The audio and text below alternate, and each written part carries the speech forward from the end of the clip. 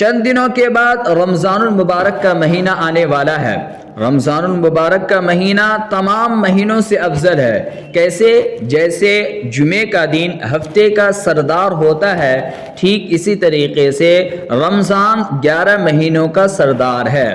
اللہ رب العزت رمضان المبارک میں بہت ساری نوازشیں کرتے ہیں، بہت ساری اپنی رحمتیں برکتیں نازل فرماتے ہیں، تو ہم لوگ کو چاہیے کہ اس میں جتنا ہو سکے ان کے انوار و برکات سے لطف اٹھائیں۔ رمضان میں ہم لوگ دن کا روزہ رکھتے ہیں اور رات کی تراویح پڑھتے ہیں، تو مرد حضرات تو مسجد میں تراویح ادا کرتے ہیں، لیکن جو ہماری بہنیں ہیں وہ گھر میں نماز پڑھتی ہے عشاء کی اور سو جاتی ہے، گویا کہ وہ تراویح کی نماز نہیں پڑھتی۔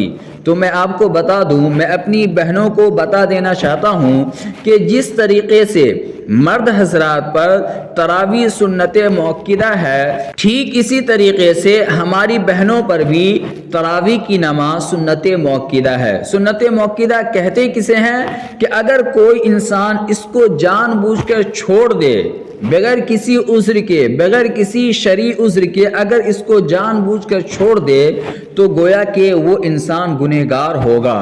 تو ہماری ماں اور بہنوں میں یہ رواج عام ہو چکا ہے کہ وہ یہ سمجھتی ہے اپنے آپ کو کہ صرف اور صرف مرد حضرات پر تراویح ہے، خواتین پر تراویح نہیں ہے۔ میں اپنی بہنوں کو بتا دینا چاہتا ہوں کہ جس طریقے سے 20 رکعات مرد حضرات پر تراویح سنت مؤکدہ ہے، ٹھیک اسی طریقے سے آپ لوگ پر بھی 20 رکعات تراویح پڑھنا سنت مؤکدہ ہے۔ اگر آپ نہیں پڑھتی ہیں تو آپ گنہگار ہوں گی، چونکہ ہوتا کیا ہے کہ بسا اوقات ہم جہاں رہتے ہیں وہاں پہ ہمارے رشتہ دار ہیں، ہمارا کبھی رشتہ داروں کے گھر جانا ہوتا ہے تو معلوم چلتا ہے کہ ہمارے گھروں کی رشتہ دار جو ہماری بہنیں ہوتی ہیں، مائیں ہوتی ہے، وہ کہتی ہے کہ مولانا صاحب عورتوں پر تو تراویح نہیں ہے۔